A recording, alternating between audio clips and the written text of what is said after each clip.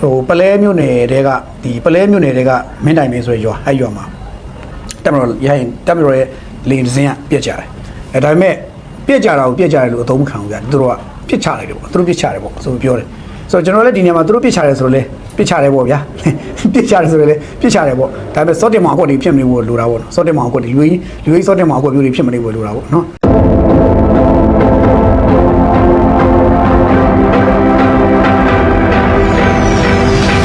အဲ့တော့ကျွန်တော်တို့ဒီနေ့ကျွန်တော်တို့ပြောမှာကတော့ကျွန်တော်တို့မြန်မာတွေရဲ့ဒီနေ့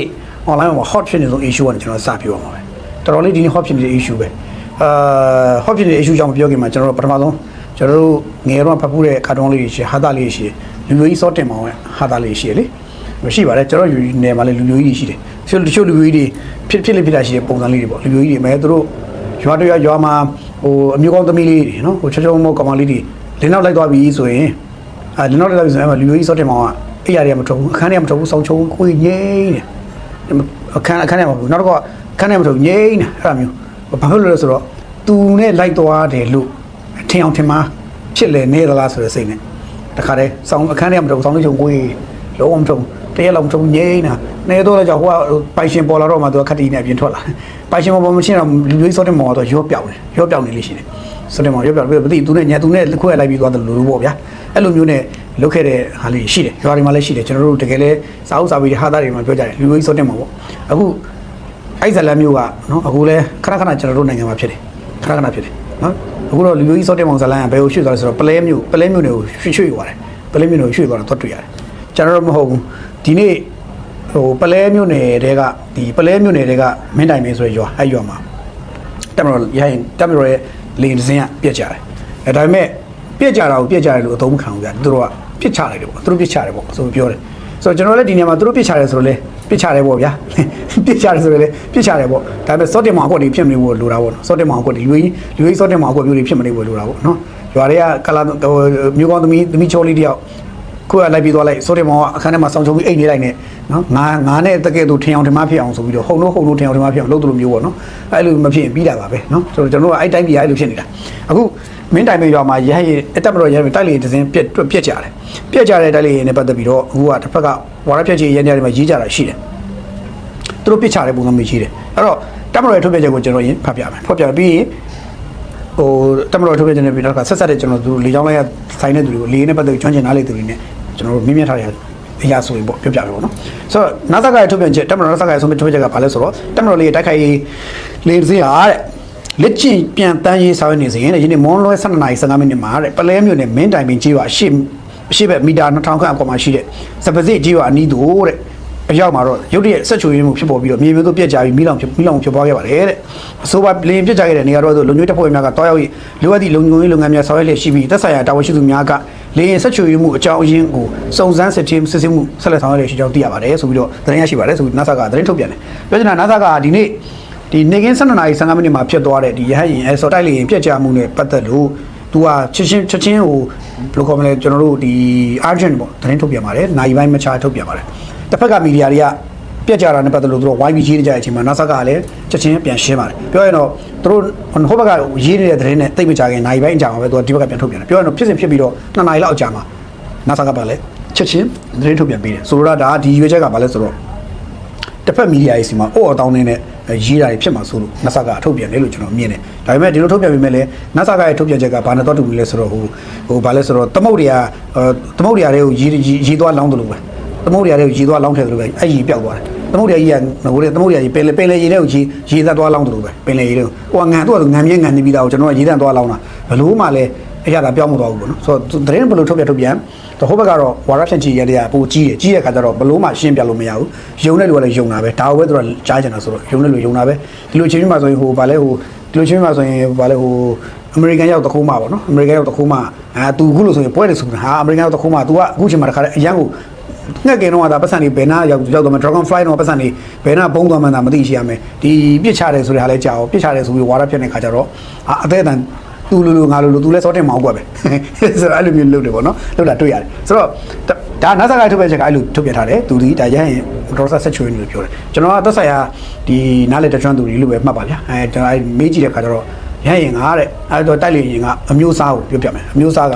F7 လို့ကျွန်တော်သိရတယ် F7 တဲ့ဒီပြက်ကြသွားတဲ့ဟို F7 လို့သိရတယ် F7 ကဒီဆက်ချွေပြီးပြက်ကြတာတဲ့ဆက်ချွေပြီးပြက်ကြတာဖြစ်တယ်တဲ့ဟိုပါသွားတဲ့ဟို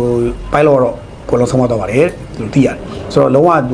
ူပြက်ကြတယ်ဆိုတော့လုံးဝတည်းပြက်ချခံခြင်းမဖြစ်ဘူးတဲ့ပြက်ချခံတယ်လည်းမရှိဘူးတဲ့ဆိုတော့ဒီ F7 နေပြန်နေတဲ့အမြင့်ကိုပြစ်ဖို့တော့ကိုမဖြစ်နိုင်ဘူးတဲ့လုံးဝမဖြစ်နိုင်ပြစ်ဖို့အနှိမ့်ပြန်လည်းပဲပြောဘလို့ပဲပြောမဖြစ်နိုင်ဘူးနော်ပြစ်ဖို့ခက်ခဲပါတယ်ပြီးတော့ဒီဒါမျိုးကိုပြစ်ဖို့တော့ကိုဟို FN6 လိုမျိုးလက်နက်မျိုးရှိနေလို့လားဆိုတော့မြန်မာပြည်မှာပြင်းပါရင်တော့ KIA လိုဝါလိုကောင်တော့မပြစ်မချနိုင်ပါဘူးတဲ့ F7 တွေကိုပြစ်ချဖို့ခက်ပါတယ်တဲ့ဆိုတော့အဲကြောင့်မလို့မဟုတ်ဘူးတဲ့ပြစ်ချတာမဟုတ်ဘူးဆိုတော့ကျွန်တော်ဒီဟိုရှင်းရှင်းပြပါတယ်ဆိုတော့ဟိုဒါကတော့ကျွန်တော်တို့သိရတဲ့ information ရဆိုတာမဖြစ်နိုင်ဘူးနော်မဖြစ်နိုင်ခြင်းအကြောင်းရင်းတွေပို့ပြီးတော့ခိုင်မာလာစေတဲ့အကြောင်းကဘာလဲဆိုတော့တို့ဆက်ကြည့်ပဲအကြမ်းဖက်ဟိုမီဒီယာတွေမှာဖော်ပြနေကြတဲ့ဟိုဟာတွေမှာဖော်ပြနေကြတဲ့ပတ်သက်ပြီးတော့ဒီပလဲဘက်က PDF တကောင်ကသူ့ရဲ့ Facebook မှာတင်ထားတယ်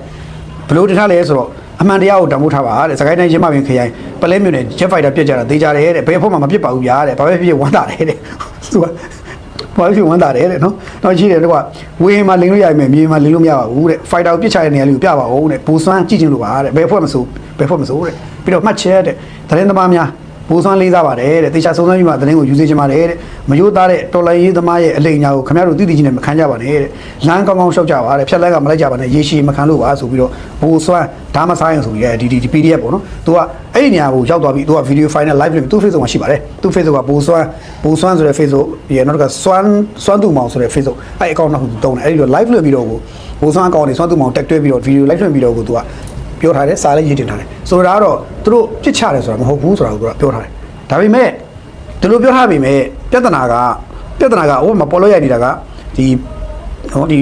PL ပေါ့နော်သူတို့ရဲ့ဒီ PDF အဖွဲ့ဖြစ်နေ PL အဖွဲ့ကသူတို့ပြောတယ်တဲ့သူတို့ပြစ်ချတာတဲ့နော်ဒီနေ့မွန်လွယ်12:55မှာပလဲမျိုးကန်တောင်ရဲစခန်းကိုလာတိုက်တဲ့တိုက်ပွဲကိုလာဘုံကျဲတဲ့အတွဲတဲ့သူတို့အနေနဲ့အောက်ကနေပြီးတော့သူတို့အနေနဲ့ရှိတဲ့ဟာတွေချွတ်ပစ်တာတဲ့ဆိုတော့ကျွန်တော်ထင်တာတော့ဘာနဲ့ချွတ်ပစ်လိုက်လို့မသိဘူးသူပြစ်သူတို့ရှိရတယ်ပြစ်တယ်ပေါ့ဒါပေမဲ့ပြစ်တဲ့လက်နက်ကိုတော့ပြောပြလို့မရပါဘူးဟာသူစဉ်းစားနေတာနောက်ဆိုဒီသတင်းမျိုးများဖတ်ပြီးဇယ်လင်စကီကိုတော့မပို့ကြနဲ့ဟိုဇယ်လင်စကီကယူကြောင်မှုကြောင်နဲ့အဲ့ပစ္စည်းလာဝယ်နေမှာတဲ့အကုန်ရှိတာကိုချွတ်ရောင်းနေအောင်မှာနော်ဆိုတော့ဘာနဲ့ပြစ်လဲတော့မသိဘူးပြစ်တဲ့ပစ္စည်းကိုလည်းမဖော်ပြမပြောနိုင်ဘူးသူတို့ဒါပေမဲ့ဒါကတော့လျှို့ဝယ်ပေါ့ပြစ်တဲ့ပစ္စည်းတော့လျှို့ဝယ်ပေါ့မှန်ပါတယ်ကျွန်တော်ကရှိတယ်ပစ္စည်းတစ်ခုရှိတယ်ကျွန်တော်လည်းပြစ်လို့ရတယ်ကျွန်တော်တစ်ချက်ပြစ်လိုက်လို့ရှိရင်ခင်ဗျာတန်းနဲ့ချီထွက်သွားတာတစ်ချက်ပြစ်ပြီဆိုတန်းနဲ့ချီထွက်သွားတာဒါပေမဲ့မွေးလေတစ်ကောင်နှစ်ကောင်မမွေးတာဆိုတော့ကျွန်တော်လည်းမှလည်းလက်နဲ့ရှိတယ်အဲ့လိုပေါ့နော်ဆိုတော့သူတို့ဘာနဲ့ပြစ်လဲဆိုမပြောနိုင်ဘူးပြစ်ချက်ကဒါပေမဲ့သူတို့ပြစ်ချတယ်လို့ PL ကပြောတယ်ပြစ်ချတယ်လို့ပြောတယ်တခါအဲ့ဒီ PL ကပြောကြတဲ့ထုတ်ပြန်ချက်ကို BBC လို့သတင်းဌာနကလည်း confirm မလုပ်ဘူးရေးတာပဲသူတို့မှာ fact check team တွေရှိတယ်နောက်တစ်ခုကဒါကို confirmation လုပ်နိုင်တဲ့ crew တွေအဖွဲ့တွေရှိတယ် BBC မှာဒါပေမဲ့သူတို့မသိကြအောင်ဆောင်ပြီးတော့ဒီပလဲမြို့နယ်တွေကပေါ့နော်ပလဲမြို့နယ်တွေကဒီလိုဒီလေပြစ်ချမှုနဲ့ပတ်သက် PL ပြောရေးကိုရပုဂ္ဂိုလ်ကတော့ပြောတယ်ပေါ့နော်ပြောတယ်ပေါ့တိုက်ပွဲသတင်းမထုတ်လို့မသိတာစကားနေတဲ့ပုဂ္ဂိုလ်တွေသူတို့တိုက်နေတာပေါ့နော်ဒါပေမဲ့ဒီနေ့12:55လောက်မှာတော့စစ်တပ်ကလေရင်ကိုသူပြစ်ချခဲ့တာပါလေရင်မျိုးစားတော့စစ်လုံးပါဆိုပြီးတော့ဒါ PL ရဲ့ပြောခွင့်ရရဲဘော်နီနီကျော်ဆိုတဲ့အမျိုးသမီးကနေပြောတယ်ပေါ့ဗျာပြောတယ်ဆိုပြီးတော့ BBC ကရေးတယ်ပြောချင်တာဟိုကပြောရတယ်သူတန်းရေးတာ BBC ရဲ့သတင်းတောက်တွေရဲ့ညံသွေးလားဒါမှမဟုတ်စိတ်စေနာမမှန်တာလားဒါမှမဟုတ်သူတို့ရဲ့ငကိုးကလေးကစစ်တပ်ကိုလူတွေမုံပြီးရောဆိုပြီးစွတ်ရေးတာလားတော့ကျွန်တော်မသိဘူးစစ်တပ်ထိခိုက်နေတာလဲဆိုရင်လူတွေပြောရင်ပြီးရောဆိုပြီးတော့ဒီသတင်းသမားဆိုတဲ့ရှုတော့ကျင့်ဝတ်ကနေမစင်သားတော့ပဲနဲ့သူကတိချရတာအဲ့လိုတိချသလားပေါ့နော်ဒါတော့ကျွန်တော်စဉ်းစားရဖြစ်လာတယ်ဆိုတော့ဘလို့ဖြစ်ဒီဖြစ်စဉ်နဲ့ပတ်သက်လို့ရှိရင်တစ်ဖက်ကတော့အာနာအောင်နေခြင်းနဲ့ဝါရဖြန့်ရေးတာတော့အကြီးကျယ်ရေးတာသူဒီကားနဲ့ပတ်သက်တော်တော်ကြီးကျယ်ရေးကြတယ်နော်ကြီးကျယ်ရေးကြတာစစ်တပ်ကိုသူပြစ်ချရတာပါလို့ပြောတယ်ဒါပေမဲ့တစ်ဖက်မှာတော့သူကပြစ်တဲ့ဟိုအမျိုးသားကိုပြောပြလို့မရပါဘူးလို့ပြောရင်မဲ့နော်ပြောရင်မဲ့ပလဲမျိုးနဲ့ပြည်သူ့ကာကွယ်ရေးအဖွဲ့ဆိုတဲ့အဖွဲ့ဝင်တယောက်ကပြောတဲ့ဟာကျတော့တခါတစ်မျိုးပြောပြန်သူကြတော့နောက်ထပ်မီဒီယာတစ်ခုမှသူပြောနေတာသူတို့ရင် point 5နဲ့ပြစ်တာတဲ့လေယူ point 5နဲ့ပြစ်တာပါတဲ့နော် Jet Fighter သူတို့စစ်တပ်ကားတဲ့ Y12 လေရင်တစ်စီးတဲ့ Jet Fighter လေရင်2ဆင်းလုံးနဲ့လာပြီးတော့ဘုံချက်တိုက်ခိုက်တာပါတဲ့အဲ့လေရင်တွေကတစ်စင်းကိုသူတို့အနေနဲ့ point 5နဲ့သူတို့ပြစ်ထည့်လိုက်ပါတယ်ဆိုတော့ဟို PLA တုန်းကတော့သူတို့ကဒီပြစ်တဲ့လက်နက်ကိုထုတ်ပြန်ပြောလို့မရဘူးတဲ့အခုပကဖကြတော့ point 5နဲ့ပြစ်တာပါတဲ့ဆိုတော့ချင်းသူတို့ချင်းပြစ်တာကိုလူနေကြတဲ့သဘောတော့ရှိတယ်ဘယ်သူပြစ်တယ်ဆိုတော့ခဏထားအောင်ပေါ့နော်ဆိုတော့အဲ့မှာပြောတာတော့တခါသူရောချပြောတယ်ပေါ့နော်ဘယ်လိုပြောလဲဆိုတော့စစ်တပ်ကဘိုးကျဲနေမှာသူတို့ရှိနေပါတယ်သူတို့အနေနဲ့ဒီ MOD တိုင်းရင်တပ်ဖွဲ့ကိုရောပကဖတွေရောဇီးဘီကိုရွာစခန်းကိုတိုက်နေတဲ့ချိန်မှာတဲ့ Y12 တဲ့ Jet Fighter ကိုလာကျဲတဲ့နာမှာကျွန်တော်တို့ရှိပါတယ်တဲ့အကျဲတဲ့ချိန်မှာတဲ့ PLA ရောတဲ့ကျွန်တော်တို့ MOD တပ်ဖွဲ့တွေရောတဲ့ point 5တနကြီးတွေနဲ့ဝိုင်းပစ်တာပါတဲ့ PLA ရဲ့အနောက်နာဖြစ်တယ်ကျွန်တော်တို့ MOD ဖွဲ့ကလည်းမင်းတိုင်မင်းရွာဘက်ကဖြစ်တယ်မင်းတိုင်မင်းရွာအရှိနာတဲကိုထိုးဆိုင်ကြသွားတာပါဆိုပြီးပြောအဲ့မှာအဲ့ပလဲက PDF ခေါင်းဆောင်ပေါ့ဗျာကိုဇော်ထက်ဆိုတဲ့ပုဂ္ဂိုလ်ကလည်းသူတို့ပြစ်တာဆိုပြီးပြောတယ်ဆိုတော့သူတို့ချင်းချမ်းမှာတော့ပကဖလည်းသူတို့ပြစ်တယ်လို့ပြောတယ် PL ရတယ်သူတို့ပြစ်တယ်လို့ပြောတယ်ဇော်ထက်ကလည်းသူတို့ပဲပြစ်တယ်လို့ပြောတယ်သူတို့ကတော့ဒီလင်းကိုသူတို့ဝိုင်းပြစ်တယ်လို့ပြောတယ်ကြည့်ရတော့ဝိုင်းတော့ပြစ်တယ်ပြစ်ပုံရတယ်နော်ပြစ်တော့ပြစ်ပုံရတယ်ကျွန်တော်တို့ကြားဖို့တဲ့ဟွာလို့ဖြစ်နေပြီနော်ဟိုဗာလဲဟိုပြစ်တော့ပြစ်ထည့်တာမွေးလာတဲ့ကလေးလေးအမဲလေးပေါ့ဟိုပြစ်ထားတော့စုံလွဲရကြည့်တော့အဖြူမွေးလာတဲ့ကလေးလေးအမဲလေးအဲ့လိုဖြစ်နေမယ်နော်ပြစ်တော့ပြစ်တယ်ကိုပြစ်မမသိသူပြစ်မမသိဖြစ်ကုန်သလားမသိကြည့်ရတာပြစ်တယ်ပေါ့ဗျာပြစ်တယ်ပေါ့ဆိုတော့ပြစ်တဲ့လက်နောက်ကို point 5နဲ့ပြစ်တယ်ဆိုတော့ GF7 ကို point 5နဲ့ပြစ်တာထိနိုင်ပါမလားဆိုတော့မင်းကုန်းကို technical သမားတွေနားတာလဲပါတယ်ဗျခင်ဗျားတို့တကယ်ကိုဒီကြောင်းလိုက်နားလဲတယ်လေရဲဟွာတွေသဘောတရားနားလဲတယ်လက်နက်လုပ်ငန်းလက်နက်ကြောင်းနားလဲလို့သိပါတယ် F7 ကို point 5နဲ့ပြစ်လို့ထိနိုင်မလားဆိုတော့ခင်ဗျားတို့စဉ်းစားလို့ရပါတယ်ဒါတစ်ချက်ပေါ့နော်ဆိုတော့နောက်တစ်ချက်ကသူတို့မီဒီယာတွေမှာအဲ့ဒီလင်းပြကြမှုနဲ့ပတ်သက်လို့မျိုးစုံကြီးနေကြတဲ့အထင်မှာခင်ဗျားတို့ The Voice of Spring ဆိုတဲ့မီဒီယာဆိုလို့ရှိရင်ဒါ NUG ကထောင်ထားတာအဲ့ဒီမီဒီယာဆိုရင်ဘာလို့ဆိုတော့သူကရေးတာ MIG29 နဲ့ပြကြတဲ့လေကို MIG29 နဲ့ MiG29 ပေါ့ဗျာကဲ MiG29 လို့သူကရေးတယ်ဟောဟိုဗာလဲ ARD Time ဆိုတဲ့ဒီဟိုချင်းတိုင်းသားတကောင်ထောင်ထားတဲ့မီဒီယာကဗာလဲဆိုတော့ဘာကြီးလဲဆိုတော့သူကယာကိုလက်130တဲ့နော်ယာကိုလက် YAK 130ယာကိုလက်130တဲ့သူရေးတယ်ကြတော့ဟောနောက်တစ်ယောက်နောက်ထပ်မီဒီယာတစ်ခုကျတော့ဘယ်လိုရေးလဲဆိုတော့ FTC 2000G တဲ့ဆိုတော့လင်းက3မျိုးဖြစ်သွားပြီအဲ့ဒီပြည်အကြမ်းဖက်မီဒီယာကြီးဝိုင်းရေးတဲ့ဟာမီဒီယာကျွန်တော်အခု40လောက်ကိုတပိုင်းလိုက်ပါတယ်40ကျော်ကျွန်တော်ဟိုလိုက်ပါတယ်ဖတ်တဲ့အခါမှာအဲ့ပြည်အကြမ်းဖက်မီဒီယာအကုန်လုံးရေးတဲ့ပုံစံတွေမတူကြတဲ့ဟာတွေရှိတော့မရှိတယ်အဲ့ထက်မှာကျွန်တော်ကွဲလွဲတဲ့ထောက်ပြတာနော်ခုနလည်းပြစ်တာဝိုင်းပြစ်တယ်ဟိုတယောက်ကပကဖာသူပြစ်တာလို့ပြောတယ် PL ရဲ့သူတို့ပြစ်တာတယ်နောက်တစ်ခါကျွန်တော်မတတ်တာဆိုကြတော့ PL ရောပကဖာဝိုင်းပြစ်တာတယ်အော်ပိုက်ပိုက်နဲ့ပြစ်တာတယ်ဟိုပြစ်တယ်နဲ့ပြောလို့မရဘူးတဲ့သူတို့ကသူတို့ဖြစ်နေတာနော်ပြီးလည်းပြီးတော့နောက်ဆုံးတော့ခုနပြစ်ကြတဲ့လေမျိုးစားနဲ့ပတ်သက်ပြောတော့လေမီဒီယာ3မျိုးမှာ3မျိုးထွက်တယ်အများစုက FTG 2000G လို့ရေးကြတယ်တော်တော်များက FTG 2000G လို့ရေးတယ် FTC 2000G လို့ရေးတယ်တရုတ်ထုတ်ပေါ့ဗျာ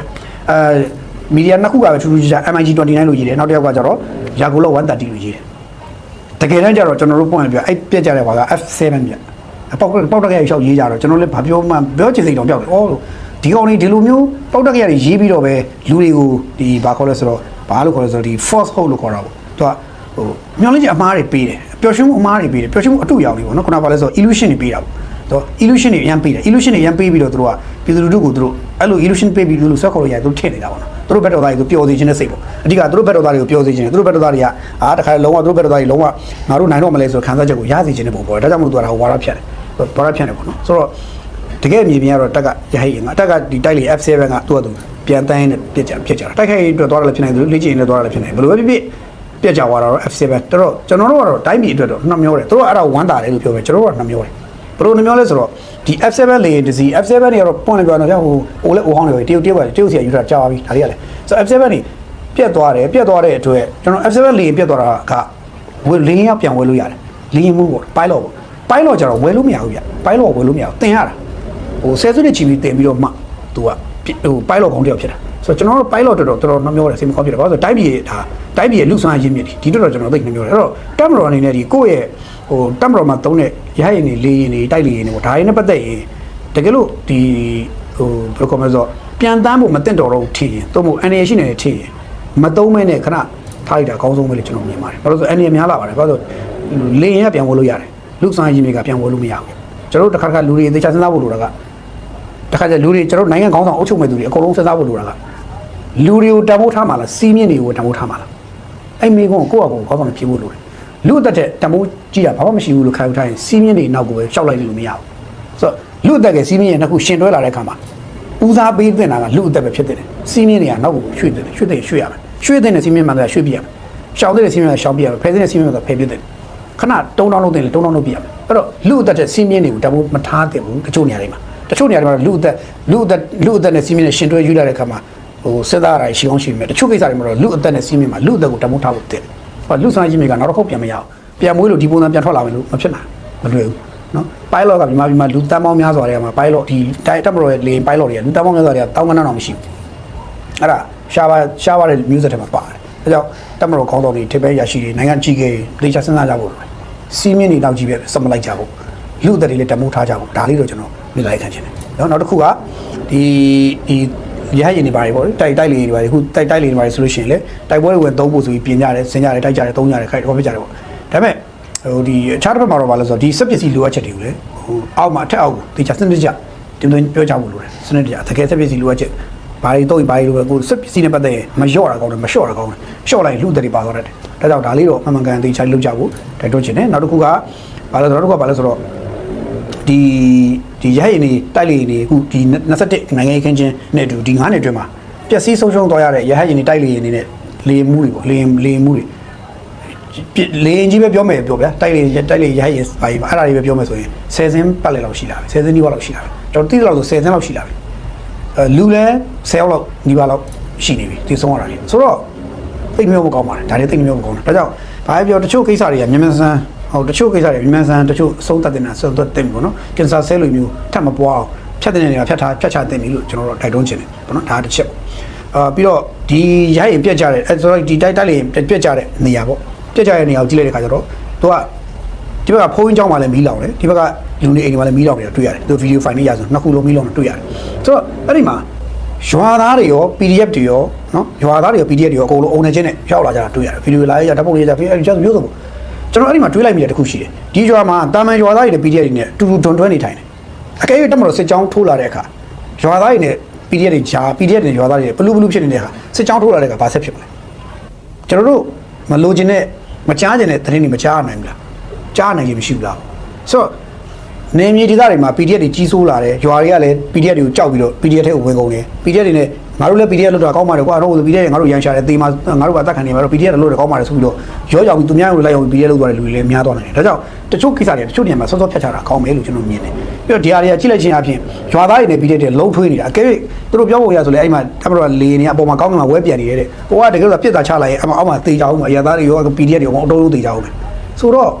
ဒါတက်ကမလုလို့တာမလုတယ်လို့ပြောလို့ရတယ်မလုတာလို့ပြောလို့ရတယ်သူတို့ပြောဖို့ရပြောတာသူတို့ကပြောတာတက်ကလေနေအပေါ်မှာပြန်နေတော့မယ်တော့ဘောင်းကြောင်ဟိုကသူပြက်ကြတော့လေလက်ရရင်လေနေရှိနေအောင်တက်ကလေနေပြန်သက်ပြီးကြည့်တယ်ဆိုရင်အောက်မှာ PDF တွေတနက်တွေတကားနဲ့သွားတာသူပြင်းနေပြစ်ထည့်လိုက်သေးဦးမှာအမှအရသားတွေပဲညှပ်ပြီးသိနိုင်တယ်ဒါပေမဲ့တက်ကမလုခဲ့ဘူးလုံးမလဲပေါ့လုံးတယ်ပုံလည်းမပေါ့ပေါ့နော်ပြီးတော့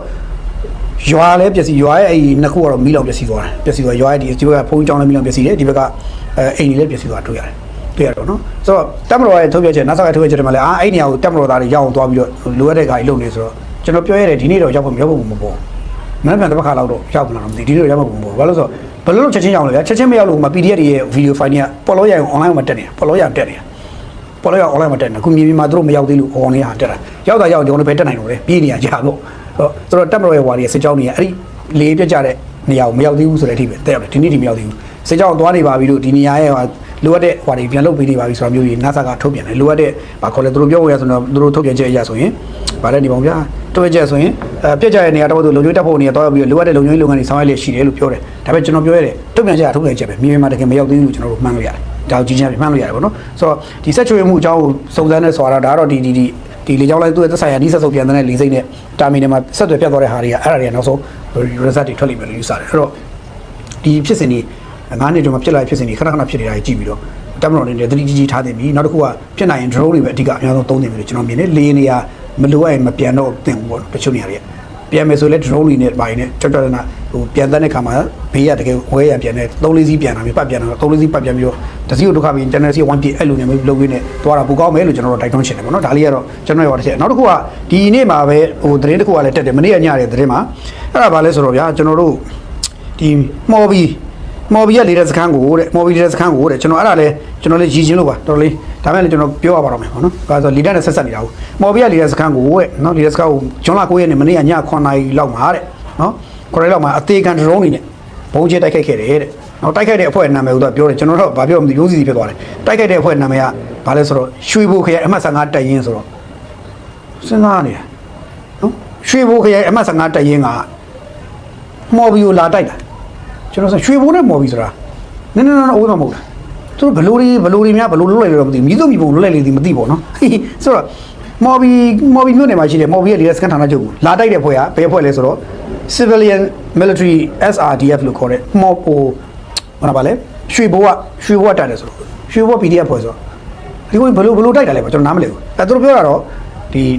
drone တွေနဲ့အားတခါလေအသေးခံ drone တွေနဲ့ဘုံကျဲလိုက်တာပေါ့နော်ဘုံကျဲလိုက်တာစစ်ဘိုလ်တွေရောစစ်ဘိုလ်အရာရှိ2ယောက်ပါဘူးလူ6ယောက်9ယောက်လောက်တေဆုံးသွားပါတယ်ဆိုပြီးတော့ထုတ်ပြန်တယ်ဆိုတော့ကျွန်တော်အဲ့ဒါကိုတော်တော်စဉ်းစားမရဖြစ်နေတာခင်ဗျားတို့လည်းနည်းနည်းလေးရရင်စဉ်းစားကြည့်ပါဦးသူကနာမည်ရွယ်ပြောတာဗျာပဲစစ်တပ်ကစစ်ဘိုလ်ပုံမိုးဝေတို့ဖြိုးကိုအဲ့လိုနော်စစ်ဘောလူဘိုးပါဝဲ2ဦးတေဆုံးပြီးတော့6ဦးထန်ရတယ်ပေါ့ဗျာ2ဦးတေဆုံးပြီးတော့6ဦးထန်ရတယ်တဲ့နော်ဆိုတော့ mobile scan နဲ့ပတ်သက်လို့ကျွန်တော်တို့မနေ့ကညရောတော့မသိဒီနေ့မနေ့ထိကျွန်တော်စုံစမ်းကြည့်သလောက်ပေါ့နော်စုံစမ်းကြည့်သလောက် mobile စံဌာနချုပ်နားမှာ အောက်ကွဲတန်တို့ဘာဖြစ်တန်ညာဖြစ်တန်တို့ဘာသာမှလည်းမကြောက်ဘူးတတုံးလုံးတော့ထုစားကြတယ်ဘာလဲဆိုတော့ဟိုဒေါ်ကြီးတယောက်ထွင်းချက်တယ်ဟင်းချင်တာဆိုတာထားပါတော့မော်ဘီလေးတဲ့စကန်တွေကိုတေခံတရုံးပြောနေဘာဘုံတစ်လုံးမှမကြဘဲနဲ့ပြစ်ခတ်ခဲ့ပါတယ်လို့ကြီးညာတော့ကျွန်တော်ဒါကိုလည်းကျွန်တော်စဉ်းစားတာပေါ့နော်ဒါတွေကဘာရွေချက်လဲပေါ့နော်ဘာရွေချက်လဲပေါ့နော်ဒါကိုလည်းကျွန်တော်စဉ်းစားချက်တယ်ပေါ့နော်စဉ်းစားချက်တယ်ဆိုတော့သို့တော့ကျွန်တော်တို့စုံစမ်းရရှိသလောက်တော့ mobile scan တွေကိုဘာတစ်လုံးမှမကြဘူးဘာတစ်လုံးမှလည်းမကြခဲ့ပါဘူးဘယ်သူမှလည်းမထီဘူး mobile scan တွေပျော်ရွှင်မဲ့အေးစေးပဲသိတောင်မသိလိုက်ဘူးအဲ့တဲ့ကိုသူတို့ကသာမသိတယ်ကြီးတယ်ဘာဖြစ်ကုန်ပြီညာဖြစ်ကုန်ပြီကိုယ်ပြက်ကုန် mobile scan ကြီးပဲပျက်စီးဆုံးရှုံးသွားတဲ့အတိုင်းပြောနေကြပြီမဲ့ဟိုက mobile scan တွေသိတောင်မသိဘူးလေသူတို့မသိဘူးသိတောင်မသိလိုက်ပါဘူးလို့ဆိုတော့ okay အဲ့ဒါခင်ဗျားတို့စဉ်းစားကြည့်အဲ့ဒါသူတို့ရဲ့မီဒီယာတွေမှာအချမ်းဖက်ပြေးပြေးကြမှာအကျဉ်းသာထုတ်ပြန်နေတယ်ထုတ်ပြန်နေတော့ဒီကောင်တွေကကြည့်ရတာတက်မတော်ရဲ့လေချောင်းထိုးစစ်ကိုသူတို့တော်တော်အထိနာနေပုံရတယ်။ဒါကြောင့်မလို့သူကတက်မတော်လေချောင်းထိုးစစ်ထိနာနေတဲ့အခါကျတော့ဒီလေနေတဲ့ပတ်သက်သူတို့သတင်းထုတ်ပြန်မှုတွေအကြီးကျယ်လှုပ်တာတော့တွေ့ရတယ်။လှုပ်တာတွေ့ရတယ်။ပြီးတော့လေချောင်းနဲ့ပတ်သက်ပြီးထိုးစစ်တွေကိုသူတို့အထိနာနေတဲ့အခါသူတို့ဘာထုတ်ပြန်ခဲ့ဘူးလဲဆိုတော့ခင်ဗျားတို့ကြောင့်မှတ်တမ်းတစ်ခုဖတ်ပြမယ်။2023ခုနှစ်ကနော်ဇူလိုင်လ4ရက်တော့ထုတ်ပြန်ခဲ့တယ်ဟာ။အဲ့ဒါဘာလဲဆိုတော့စစ်တပ်ကတိုက်ခိုက်ရေလေတွေကိုပျက်စီးအောင်တိုက်ခိုက်နိုင်ခဲ့ကြောင်းအထောက်အထားပြပင်တဲ့စုချင်းငွေချိမြင့်မယ်ဆိုပြီး NUG ကကြီးညာခဲ့ဘူးလေ။ကျွန်တော်ပြန်ရှာကြည့်တွေးလိမ့်ဆိုတော့ပြန်ရှာကြည့်တွေ့လိမ့်မယ်သူကဘယ်လောက်ထိပြောလဲဆိုတော့စစ်တပ်ကတင်ကာတန်ချက်ကရင်းတွေကိုလုံးဝပြန်လဲသုံးပြပြသည့်အထိပြက်ခတ်ချင်မှုနိုင်ရင်တစည်းကိုအမေရိကန်ဒေါ်လာတသိန်းဒါမှမဟုတ်စုငွေ2သိန်းချိမိမယ်နော်နောက်တစ်ခါစစ်ကောင်စီရဲ့တိုက်ခိုက်လေရင်တွေပြည့်စည်ရရင်လည်းဒေါ်လာ3သိန်းသို့မဟုတ်3,000ပေးမယ်ဒါမျိုးဆိုပြောတာဆိုတော့ပြောချင်တာကတော့တက်မတော်ရဲ့လေရင်တွေပိုင်းညာဖြည့်ဆည်းနိုင်ခဲ့ပြီဆိုရင်3,000တော့ကြည့်ရတာခုနဒီရွှေဘိုက PDF ဖွဲ့ကမော်ဘီရဲ့စခန်းကိုလေးတဲ့စခန်းကိုလာပြီးဒီကန်ဒရုန်းနဲ့ပြစ်ပါတယ်ဆိုတာကိုပြောတာကြည့်ရတာ UGC ကနေပတ်စံ3,000လို့ကျွန်တော်တို့လာမသိဘူးကျွန်တော်တို့လာမသိဘူးနောက်တစ်ခုကအခုခုနဖြစ်သွားတဲ့ပလဲမင်းတိုင်မင်ရွာနာတဝိုက်ကဖြစ်သွားတဲ့အဲ့ဒီတက်မတော်ရဲ့လေပြစ်ကြမှုနဲ့ပတ်သက်ရင်လေ PDF ကလည်းသူတို့လှုပ်တာလို့ပြောတယ်ဘာကပါလည်းသူတို့လိုက်ပြောတယ် PLA ကလည်းသူတို့လှုပ်တာလို့ပြောတယ်ဆိုတော့ကြည့်ရ3ဖွဲ့ပေါင်းပြီးတော့